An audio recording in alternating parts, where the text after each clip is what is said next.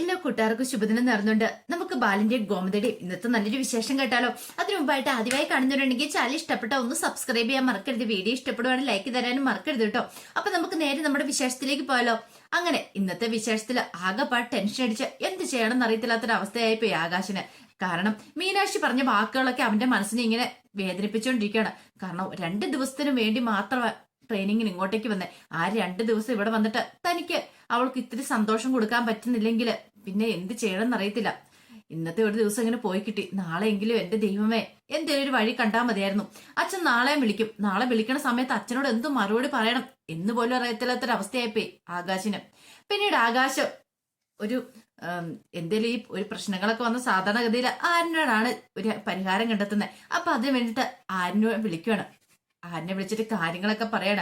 എല്ലാം കേട്ട് കഴിഞ്ഞപ്പോഴത്തേനും ആരിനെ അങ്ങേ തലയ്ക്കൊന്ന് പൊട്ടിച്ചിരിക്കുകയാണ്. എന്താടാ ആര്യ, നീ എന്താടാ ചിരിക്കണേന്ന് ചോദിക്കാം. പിന്നല്ലാതെ കൊച്ചേട്ടനല്ലാതെ ഇതേ അച്ഛൻ പറയുന്നല്ല ഇങ്ങനെ അക്ഷരം പ്രതി അനുസരിക്കുള്ളൂന്ന് ചോദിക്കാം. എന്താടാ നീ എന്നെ കളിയാക്കുവാണെന്ന് ചോദിക്കാം. പിന്നെ കളിയാക്കാതെ എടാ നിനക്ക് ചിരിക്കാം, എന്റെ അവസ്ഥ എനിക്ക് അറിയണമെന്ന് പറയാ. എന്തവസ്ഥ? അതെ കൊച്ചേട്ടാ, അതെ അച്ഛൻ വിളിക്കുമ്പോ ഫോൺ എടുക്കാറുന്ന ഈ പ്രശ്നങ്ങൾ വല്ലതും ഉണ്ടോന്ന് ചോദിക്കാണ്. എന്താടാ അങ്ങനെ പറഞ്ഞ്? ഫോൺ എടുക്കണ്ട, അച്ഛൻ വിളിക്കുമ്പോ ഫോൺ എടുക്കാതിരുന്ന ഒരു പ്രശ്നമില്ലെന്ന് പറയണം. നിനക്കത് പറയാം. നാളെ പിന്നെ വീട്ടിലേക്ക് ഞാൻ വരണ്ടേന്ന് ചോദിക്കും. നാളെ വരുമ്പോ എന്താ? അച്ഛൻ ഇങ്ങനെ കുറെ സമയം ചീത്ത പറയും. ഒന്നും മിണ്ടാതെ പഞ്ചപുച്ഛം അടയ്ക്ക് അവിടെ നിന്നോണം. പേടി അഭിനയിച്ച് അങ്ങോട്ട് നിന്നോണം. അതോട് കൂടിയിട്ട് അച്ഛൻ അടങ്ങിക്കോളും. ഇനിയിപ്പം കൊച്ചേണ്ട കാര്യം നടക്കും. പിന്നെ അച്ഛന്റെ ദേഷ്യം അങ്ങോട്ട് മാറിക്കോളും എന്ന് പറയാം. എടാ നിനക്ക് ഇതൊക്കെ പറയാം, പക്ഷെ എന്റെ അവസ്ഥ എനിക്കും അറിയണമെന്ന് പറയാം.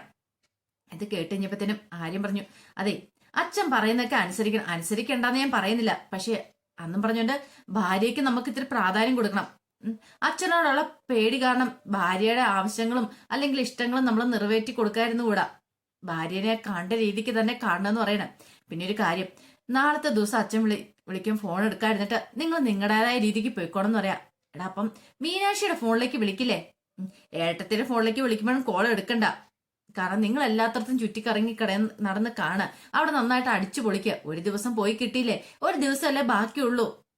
അവിടെ കാണേണ്ട സംഭവങ്ങളെല്ലാം കണ്ടും കേട്ടും എല്ലാം എൻജോയ് ചെയ്തിട്ടും കൂടെ തിരികെ വന്നാൽ മതി. പറഞ്ഞത് കേട്ടല്ലോ. അല്ലെങ്കിൽ അച്ഛനെ പേടിയുണ്ടെന്ന് പറഞ്ഞോണ്ട്, അല്ലെങ്കിൽ അച്ഛൻ അത് ചെയ്യാൻ പറഞ്ഞു ഇത് ചെയ്യാൻ പറഞ്ഞു എന്നും പറഞ്ഞോണ്ട് അങ്ങോട്ട് നടന്നിട്ട് ഒരു കാര്യമില്ലെന്ന് പറയാം. അങ്ങനെ ആകാശിന്റെ മനസ്സിന് ഇച്ചിരി ഒന്ന് ഒരു ധൈര്യമൊക്കെ കൊടുത്തു ആര്യം വിളിച്ചിട്ട്.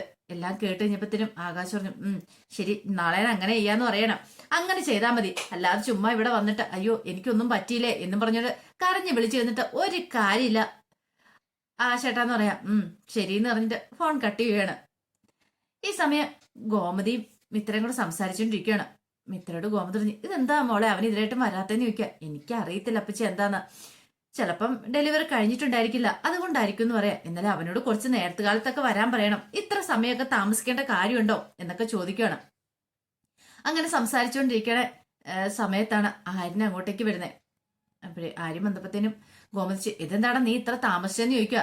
രണ്ടുപേരും കൂടെ ആ സിറ്റോട്ടി വന്നാ നോക്കിയിരുന്നേ. അത് കേട്ട് കഴിഞ്ഞപ്പം ആര്യം പറഞ്ഞു, അതെ ഞാന് രാവിലെ 8 മണിക്ക് പോയിട്ടല്ല വൈകുന്നേരം 5 മണിക്ക് കയറി വരുന്ന ജോലിക്കൊന്നും അല്ല പോയത്.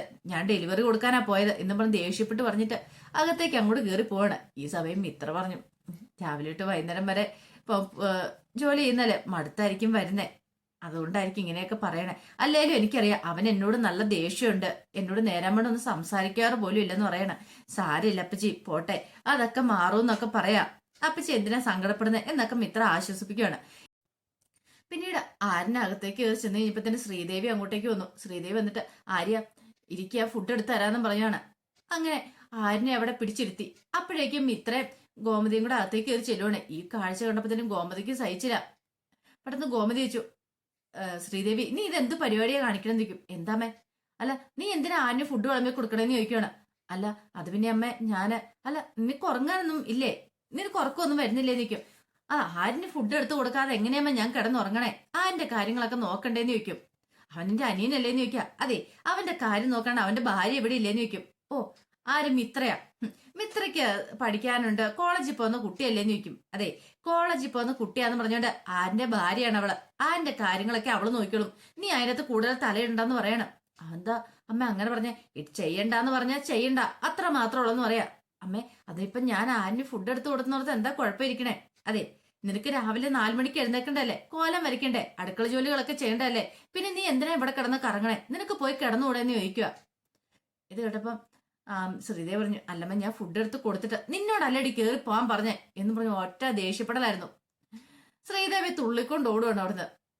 ഇത് കണ്ടു കഴിഞ്ഞപ്പോഴത്തേനും മിത്ര പറഞ്ഞു, എന്തിനാ അപ്പച്ചി ഇങ്ങനെയൊക്കെ പറഞ്ഞ് പറയണ്ടേയിരുന്നില്ലെന്ന് പറയണ, പിന്നെ പറയാതെ എന്തേലും ഒരു കാര്യം ചെയ്യുമ്പോഴത്തേനും എവിടുന്നേലും പൊട്ടി മുളച്ചു വന്നോളും. അല്ല ഇവന്റെ കാര്യം നോക്കാതെ നീ ഇല്ലേ, പിന്നെ എന്തിനാ അവൾ ഈ കാര്യങ്ങളൊക്കെ ചെയ്യുന്നത്? അവൾക്ക് പോയി കിടന്ന് ഉറയും കൂടെ. എവിടുന്നാന്നറിയത്തില്ല ഓടി വരുന്നത്. അതെങ്ങനെയാ പറഞ്ഞിട്ട് കാര്യമില്ലെന്നൊക്കെ പറയണ. എന്ത് ചെയ്യണേലും ഒരു ശ്രീദേവി ഇതൊക്കെ പറയണ. ഇത് കേട്ടപ്പോ ആര്യം പറഞ്ഞു, ഇതെന്തിനാ അമ്മ ഇങ്ങനെയൊക്കെ പറയണെന്ന് ചോദിക്കുകയാണ്. ഗോമതിക്ക് നല്ല ദേഷ്യം വന്നു. ഗോമതി ഇങ്ങനെ ആരിനെ രൂക്ഷമായിട്ടൊന്ന് നോക്കണം. ഈ സമയം മിത്ര പറഞ്ഞു, പോട്ട അപ്പച്ചി സാരമില്ല എന്ന് പറയണം. പിന്നെ സാരമില്ല എന്ന് പറഞ്ഞോണ്ട് അവളുടെ തോന്നിയാസനെല്ലാം കൂട്ടി നിൽക്കാൻ പറ്റുമോ? ആരെങ്കിലും എന്തേലും ചെയ്തിട്ടുണ്ടെങ്കിൽ അപ്പോഴേക്കും ഇങ്ങോട്ട് ഓടി വന്നോളൂ, പോയി കിടന്ന് ഉറങ്ങാനുള്ളവര് എന്നും പറഞ്ഞോണ്ട് ദേഷ്യപ്പെട്ട് ഗോമതി അങ്ങോട്ട് പോകാൻ തുടങ്ങുക. എന്നിട്ട് മിത്രയോട് പറഞ്ഞു, അതേ പാത്രമൊക്കെ ആ സിങ്കിനകത്തേക്ക് ഇട്ടാരെ, രാവിലെ കഴുകാന്ന് പറയണ. പെട്ടെന്ന് ഓർത്ത്, അല്ലേ വേണ്ട, ഇനിയിപ്പോ ആ സിങ്കിനകത്ത് കിടക്കുന്ന എങ്ങനെ കണ്ടിട്ടുണ്ടെങ്കിൽ ഓടി വരും, പിന്നീട് ആ തേക്കലായിരിക്കും രാത്രി മുഴുവൻ ഉണ്ടായിരിക്കുന്നത് എന്നൊക്കെ പറഞ്ഞിട്ട് ദേഷ്യപ്പെട്ട് ഗോമതി അങ്ങോട്ട് പോകുമ്പോഴത്തേനും ആരും മിത്രയോട് ചോദിച്ചു, അമ്മയ്ക്ക് എന്ത് പറ്റിയെന്ന് ചോദിക്കുക. എന്ത് ചെയ്യാനാന്ന് പറ.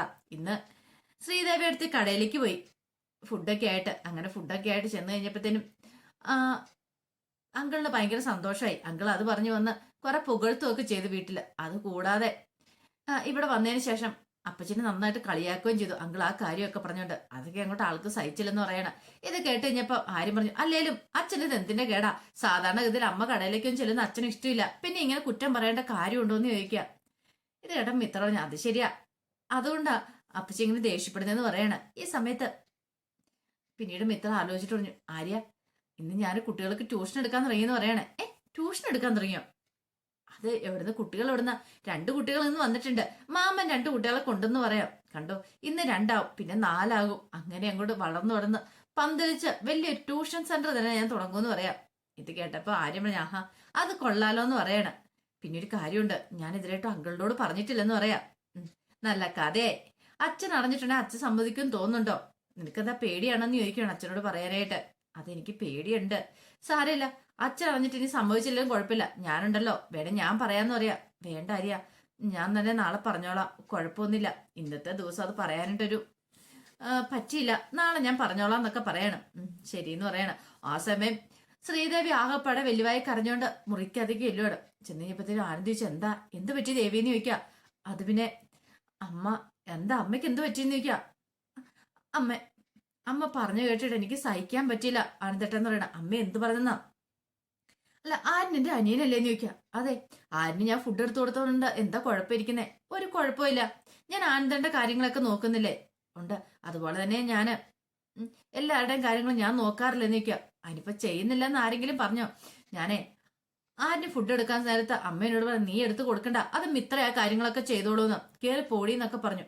ഓ അതാണ് കാര്യം, അമ്മ എങ്ങനെയൊന്നും മനസ്സിൽ വെച്ചോണ്ട് പറയുന്നല്ലെന്നേ. അല്ല ശരിക്കും അമ്മ ശരിക്കും എനിക്കിട്ട് പണി തന്നേ, എനിക്ക് മനസ്സിലായി, മരിച്ചാലും ഞാനത് മറക്കില്ല എന്ന് പറയണം. ഇത് കേട്ടപ്പോ ആനന്ദ് പറഞ്ഞു, അങ്ങനെയൊന്നും കരുതൊന്നും വേണ്ട, അമ്മയുടെ സ്വഭാവം അങ്ങനെയാണ്. പിന്നെ പോരാത്തന്നെ മിത്രയുണ്ടല്ലോ ഇവിടെ, മിത്രയല്ലേ അതിന്റെ കാര്യങ്ങളൊക്കെ നോക്കണ്ടേ, അപ്പൊ നമ്മൾ അതിനകത്ത് കയറി തലയിടേണ്ട കാര്യമുണ്ടോ എന്നൊക്കെ പറയാ. വാ വന്ന് കിടക്കാനൊക്കെ പറഞ്ഞോണ്ട് ശ്രീദേവിനെ ആശ്വസിപ്പിച്ച് അങ്ങോട്ട് കിടത്തുവാണ്. ഈ സമയത്ത് കോമതി കട്ടക്കലിപ്പില് മുറിയില് അങ്ങനെ ഇരിക്കുമായിരുന്നു. അപ്പോഴേക്കാണ് ബാലൻ കയറി വരുന്നേ. ബാലൻ വന്നിട്ട് പറഞ്ഞു, ഗോമതി ആ വെള്ളം അങ്ങ് എടുക്കാൻ പറയണം. പെട്ടെന്ന് ബാലനെ ഒന്ന് നോക്കി ഗോമതി, എന്നിട്ട് ചോദിച്ചു, അല്ല ബാലച്ചന് ദേവമോള് വെള്ളം തന്നില്ലേ ഫുഡ് തന്നപ്പോഴെന്ന് ചോദിക്കണം. നീ എന്താ ഗോമതി ഇങ്ങനെ പറയണേ? അല്ല ബാലച്ചന്റെ കാര്യങ്ങളെല്ലാം ദേവമോളല്ലേ നോക്കുന്നേ, അപ്പൊ വെള്ളം കൂടെ എടുത്ത് തന്നില്ലേ, ഫുഡ് കഴിച്ച് കഴിയുമ്പത്തിനും വെള്ളം കൂടെ എടുത്ത് തരാൻ പറയാൻ മേലായിരുന്നോ? ഇത് കേട്ടപ്പം ബാലിന് മനസ്സിലായി ഗോമതി അടച്ചില്ലാന്ന്. പെട്ടെന്ന് തന്നെ ബാലൻ എന്ത് ചെയ്തു, ഞാൻ തന്നെ എടുത്തോളാന്ന് പറഞ്ഞ ടേബിളിൽ ഇരുന്ന് വെള്ളം എടുത്ത് കുടിക്കുകയാണ്. പിന്നീട് ചോദിച്ചു, എന്റെ ചാർജർ എന്ത് ചെയ്യുന്ന ചോദിക്കണം. അതാ ദേവിമോളോട് എന്ന് ചോദിക്കുക, എടുത്ത് തരുമായിരിക്കും, എന്നോട് ചോദിക്കണ്ടെന്ന് പറയണം. ഇത് കേട്ടൻ ബാലൻ പറഞ്ഞു, നീ എന്താ ദേവി, അല്ല നീ എന്താ ഗോമതി, വന്നപ്പത്തോട് തുടങ്ങിയതാണെന്ന് പറയും. ഓഹോ അങ്ങനെയാണല്ലേ, അല്ല എല്ലാത്തിനും ദേവിമോളാണല്ലോ, അതുകൊണ്ട് ഞാൻ അങ്ങോട്ട് പറഞ്ഞെന്നുള്ളൂ. നിന്നെപ്പോലെയാണോ ദേവി? അവളിന്ന് കടയിലേക്ക് വന്നു. ഓ എന്റെ ദേവി ഒന്ന് കാണ്ട കാഴ്ച തന്നെയായിരുന്നു. വന്ന് 9 മിനിറ്റിനുള്ളിൽ കച്ചവടമൊക്കെ നടത്തി. എന്ത് ഭംഗിക്കാ ഓരോ കാര്യങ്ങൾ അവള് ചെയ്തേന്ന് ചോദിക്കാം. ഓ അങ്ങനെയാണോ, എനിക്കത് അറിയില്ലായിരുന്നല്ലോ. അല്ല ഞാനൊരു കാര്യം ചോദിച്ചോട്ടെ, ഈ ഫുഡും കൊണ്ട് ദേവിമോള് വന്നെന്ന് പറഞ്ഞല്ലോ, അല്ല ബാലേട്ടൻ എന്നു മുതലാ കടയിലേക്ക് ഈ ദേവമംഗലത്തിലെ സ്ത്രീകൾ വരുന്നതിനെ എതിർക്കാതിരിക്കുന്നതെന്ന് ചോദിക്കണം. നീ എന്താ പറഞ്ഞേ? അല്ല സാധാരണഗതിയിൽ അങ്ങോട്ടേക്ക് ആരെങ്കിലും വരുന്ന ബാലേട്ടന് ഇഷ്ടപ്പെടുവോ? അല്ല ഒന്ന് ആലോചിച്ച് നോക്കിയേ. കുറെ കാലങ്ങൾക്ക് മുമ്പ് അനുമോള് കുഞ്ഞായ സമയത്ത് ഒരു ദിവസം ഞാൻ കടയിലേക്ക് വന്നു. ബാലേട്ടൻ എന്താ ചെയ്തേ? 15 മിനിറ്റ് നേരം എന്നെ അവിടെ നിർത്തിപ്പൊരിച്ചു. നീ ആരെ കാണിക്കാണ്ട് ഇങ്ങോട്ട് വന്നേ? നാട്ടുകാരെ കാണിക്കാനാണോ എന്നൊക്കെ ചോദിച്ചു എന്ത് ചീത്ത പറഞ്ഞ. എന്നിട്ടാ ഇപ്പോഴെന്ത് പറ്റി? ഓ ദേവിമോള് വന്നു കഴിഞ്ഞപ്പോഴത്തേനും ഇതെല്ലാം കാറ്റി പറഞ്ഞോന്ന് ചോദിക്കുകയാണ്. അത് പിന്നെ അത് പണ്ടോ? ഓ പണ്ടും ഇപ്പോഴെന്തും ആകാം അല്ലേ? ഇവിടെ നിന്ന് ആരെങ്കിലും കടയിലേക്ക് വരുന്ന പെണ്ണുങ്ങളായാലും വരുന്ന ബാലേട്ടന് ഇഷ്ടമുണ്ടായിരുന്നോ? ഇല്ലായിരുന്നല്ലോ. അന്ന് 15 മിനിറ്റ് നേരം കടയിൽ നിന്ന് ചീത്ത പറഞ്ഞ് പോരാഞ്ഞിട്ട് വീട്ടിൽ വന്നിട്ട് അതിന്റെ പേര് വീണ്ടും ചീത്ത പറഞ്ഞു. അതിപ്പിന്നെ ഞാൻ കടയിലേക്ക് അങ്ങനെ വരാതെ പോലും ഇല്ലായിരുന്നു. എന്നിട്ടിപ്പോ ദേവമോള് ഫുഡുമായിട്ട് വന്നു പോലും. അതെ ഞാൻ ഈ ഫുഡുമായിട്ട് ഉച്ചയ്ക്ക് വരാത്തതിന്റെ കാരണം എന്താണെന്നറിയാവോ? ബാലേട്ടൻ ഉച്ചയ്ക്ക് വന്നു കഴിയുമ്പോ കുറച്ച് സമയം ബാലേട്ടനോട് സംസാരിച്ച് സന്തോഷമായിട്ട് 10 മിനിറ്റ് ഇരിക്കാലോ, അത് ഓർത്തിട്ട് മാത്രം ഇതേട്ടൻ ബാലൻ പറഞ്ഞു. ഇന്ന് പറഞ്ഞോണ്ട് കടയിലെ കാര്യങ്ങളൊക്കെ നോക്കണ്ടേന്ന് ചോദിക്കും. ഇന്നൊക്കെ നല്ല തിരക്കുണ്ടായിരുന്നു പറയാ. അതെ ബാലേട്ടൻ മനസ്സ് വെച്ചോണ്ടിട്ട് കാര്യമില്ല, കാര്യങ്ങൾ തുറന്നു പറയണം. ഇപ്പൊ ഞങ്ങളൊന്നും കടയിലേക്ക് വരുന്ന ഇഷ്ടമില്ല താനും. ദേവമോള് വന്നു കഴിഞ്ഞപ്പോ തലയിലേക്ക് എടുത്ത് വെക്കുമല്ലേ, എല്ലാത്തിനും ഒരു പരിധിയുണ്ട് ബാലേട്ടാ എന്നൊക്കെ പറയണം. ഇത് കേട്ടപ്പോ ബാലൻ പറഞ്ഞു അത് പിന്നെ ഞാന് വേണ്ട ഇത്രയും വർഷമായി ഞാനിവിടെ കിടന്ന് അടുക്കള കിടന്ന് ജോലി ചെയ്യുന്നത്, ഇന്ന് വരെ ഒരു നല്ല വാക്ക് പറഞ്ഞിട്ടില്ല. അവളെ അങ്ങോട്ട് പുകഴ്ത്തി അങ്ങോട്ട് തലയിലേക്ക് കയറ്റി വെച്ചേക്കുമല്ലേ എന്ന് പറഞ്ഞിട്ട് ഗോമതി വീണ്ടും കിടന്ന് ഉറഞ്ഞു തുള്ളുവാണ്. ബാലനും മനസ്സിലായി ഇനി ഇപ്പൊ എന്തേലും പറഞ്ഞിട്ടുണ്ടെങ്കിൽ ഇവള് തന്റെ തല പറിച്ചെടുക്കും. കാരണം അത്രയ്ക്ക് കട്ടക്കലിപ്പിലാണ് ദേവി നിൽക്കുന്നത്. പിന്നീട് ബാലനൊന്നും മിണ്ടാതെ അങ്ങോട്ട് പോയി കിടക്കുവാണ്. ഈ സമയത്ത് കൃഷ്ണമംഗലത്ത് അച്യുതന്റെ അടുത്തേക്ക് രാശ്രീ വരുവാണ്. രാശ്രീ വന്നിട്ട് പറഞ്ഞു അല്ല അച്യുതേട്ടൻ എന്താ ഉറങ്ങാത്ത നിൽക്കും? ഉറക്കം വന്നില്ല എന്ന് പറയണ. അതെ എനിക്ക് ചില കാര്യങ്ങളൊക്കെ പറയാണ്ടെന്ന് പറയും. എന്ത്? അലോകിന്റെ കാര്യത്തിൽ ഒരു തീരുമാനം എടുക്കണ്ടേ. എന്ത് തീരുമാനം? അവന്റെ കല്യാണം നടത്തണ്ടേ? എത്ര കാലം എന്ന് വെച്ചാൽ അവനെ ഇങ്ങനെ നിർത്തുന്നേ കണ്ടില്ലേ? ആ ദേവമംഗലത്തുള്ള എല്ലാത്തരം കല്യാണം കഴിഞ്ഞു. പക്ഷെ ഇതുവരെയായിട്ട് ഇവന്റെ കല്യാണം മാത്രം കഴിഞ്ഞിട്ടില്ലെന്ന് പറയാ. ഏതെങ്കിലും ഒരു നല്ല ആലോചന കണ്ടെത്തി എത്രയും പെട്ടെന്ന് തന്നെ കല്യാണം നടത്തണമെന്ന് പറയാം. അതിപ്പം ഇത്ര ഇടപെടിയെന്ന് പറഞ്ഞിട്ടുണ്ടെങ്കിൽ പെട്ടെന്നൊന്നും വേണ്ട, എന്നാലും ആലോചിച്ച് തീരുമാനിച്ച് എത്രയും പെട്ടെന്ന് തന്നെ നടത്തണമെന്ന് പറയാം. പിന്നെ വേറൊരു കാര്യം കൂടെ, ഈ വീടിന്റെ കാര്യത്തിൽ ഒരു തീരുമാനം എടുക്കണമെന്ന് പറയാം. എന്ത് തീരുമാനം? അല്ല അച്യുതേട്ടന്റെ ഇവിടെ അനന്തേട്ടന്റെ പേരിലല്ലേ വീട് കിടക്കുന്നേ, അത് അച്യുതേട്ടന്റെ പേരിലേക്ക് തന്നെ മാറ്റണം എന്ന് പറയാ. ഇത് കേട്ട് കഴിഞ്ഞപ്പോ അച്യുതൻ പറഞ്ഞേ അതൊന്നും അത്ര ഇടപെടൽ നടക്കുന്ന കാര്യമല്ല, അതിനെക്കുറിച്ച് ഇപ്പൊ ആലോചിക്കേ വേണ്ട. നീ വേറെ എന്തെങ്കിലും ഉണ്ടെ പറയണം. എനിക്ക് വേറൊന്നും പറയാനില്ല, ഞാൻ പറയാനുള്ള ഇത്രേ ഉള്ളൂ എന്നും പറഞ്ഞുകൊണ്ട് ദേഷ്യപ്പെട്ട് അങ്ങോട്ട് രാശ്രീ പോവാണ്. പിന്നീട് പിറ്റേ ദിവസം നേരം വെളുത്തു കഴിഞ്ഞപ്പോഴത്തേനും ദേവമംഗലത്ത് ബാലൻ പത്രമൊക്കെ വായിച്ചുകൊണ്ടിങ്ങനെ ഇരിക്കുകയാണ്. അപ്പോഴേക്കും ധർമ്മം വന്നിട്ട് പുറയുന്നു വന്നിട്ട് ഇങ്ങനെ ഓരോ വാർത്ത വായിക്കുകയാണ്. പെട്ടെന്ന് ബാലിന് ഇഷ്ടപ്പെട്ടില്ല. ബാലൻ പറഞ്ഞു നീ എന്ത് പരിപാടിയാടാ കാണിക്കണേ?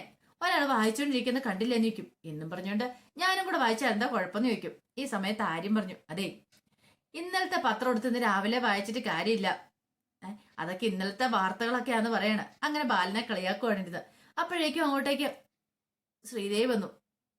ഈ സമയം ആര്യം പറഞ്ഞു ഓ ഇന്നലത്തെ പത്രം ആ ഫോൺ വായിക്കുന്നേക്കാളും ഭേദം ഫോണിനകത്ത് എല്ലാ ദിവസവും ഡെയിലി വിവരങ്ങൾ കിട്ടും. ആ ഫോണിനകത്ത് നോക്കിയിട്ടുണ്ടെങ്കിൽ എല്ലാ ന്യൂസും കിട്ടും, അത് നോക്കിയാൽ പോരെ. അല്ലാതെ രാവിലെ പത്രത്തിനകത്തേക്ക് തലയും കുമ്പിട്ടിരിക്കേണ്ട കാര്യമുണ്ടോ എന്നൊക്കെ പറയണം. വെറുതെ തമാശ പറയാനാണ്. ശ്രീദേവി വന്നിട്ട് പറഞ്ഞു നീ എന്താ ആര്യ പറയണെന്ന് ചോദിക്കുക. അതെ മൂത്താരെ ഇങ്ങനെ കളിയാക്കാൻ പാടുണ്ടോന്ന് ചോദിക്കുക. അതിന് ദേവി ചേച്ചി ഞാൻ കളിയാക്കിയല്ലോ. ധർമ്മം പറഞ്ഞു അവരച്ഛനും മോനും അവരിങ്ങനെയൊക്കെ പറയുന്നാന്ന് പറയണം. ശ്രീദേവി പറഞ്ഞു അതെ ഫോണിനകത്ത് നോക്കിയോണ്ടും കാര്യമില്ല, ഫോണിനകത്ത് നോക്കിയിട്ടുണ്ടെങ്കിൽ തലച്ചോറും കണ്ണും ഒക്കെ പോകുന്നുള്ളൂ. പക്ഷെ എങ്കിൽ പത്രത്തിനകത്ത് നോക്കിയിട്ടുണ്ടെങ്കിൽ വിവരം ഉണ്ടാവുള്ളൂ എന്ന് പറയണം. ഫോണ് നോക്കിയിട്ടുണ്ടെങ്കിൽ വിവരം ഉണ്ടാകത്തില്ലെന്ന് പറയണം. ഇത് കേട്ടപ്പോ ധർമ്മം പറഞ്ഞു പിന്നെ എന്ന് ദേവിയോട് ആരാ പറഞ്ഞെന്ന് ചോദിക്കും. ഇത് കേട്ടപ്പോ ബാലൻ പറഞ്ഞു ദേവിമോള് പറഞ്ഞ് ശരിയായിട്ടുള്ള കാര്യമാന്ന് പറയണം. പിന്നീട് ബാലൻ ചോദിച്ചു അല്ല എന്തിയെ ഗോമതി എന്തിയെന്ന് ചോദിക്കാണ്. അത് പിന്നെ അമ്മയും ഇത്രയും കൂടെ രാവിലെ ക്ഷേത്രത്തിൽ പോയെന്ന് പറയണം. ഇത് കേട്ട് കഴിഞ്ഞപ്പോഴത്തേന് ബാലന് ശരിയെന്നും പറഞ്ഞിട്ട് വീണ്ടും പത്രം വായിക്കാൻ തുടങ്ങി. അപ്പോഴേക്കും ശ്രീദേവി എന്നിട്ട് ആര്യനെ വിളിച്ചിട്ട് പറഞ്ഞു ആര്യ ഇനി ഇങ്ങനെയൊന്നും അച്ഛനോടൊന്നും പറയല്ലോ കേട്ടോ എന്ന് പറയണം. ഇത് കേട്ടതും ആര്യന് നല്ല ദേഷ്യം വന്നു. പിന്നെ ആര്യനൊന്നും മിണ്ടിയില്ല, ഇങ്ങനെ ദേവിനെ തന്നെ നോക്കുകയാണ്. അപ്പൊ അതിന്റെ വിശേഷങ്ങളൊക്കെ എന്ന് കണ്ടത്. ഇതിന്റെ ബാക്കി വിശേഷങ്ങളുമായിട്ട് വൈകുന്നേരത്തെ പ്രമോയി വരാട്ടോ. ഒരിക്കൽ കൂടി എല്ലാവർക്കും ശുഭദിനം നേർന്നുകൊണ്ട് നിർത്തുന്നു.